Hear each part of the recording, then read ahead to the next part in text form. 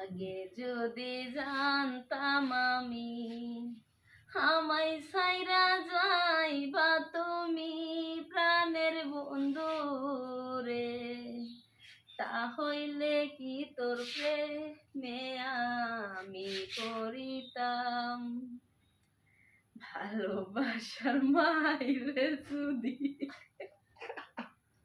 আমি জানি শয়তানটা এরকম জায়গা কিছু চাইছি বেড়াইছে।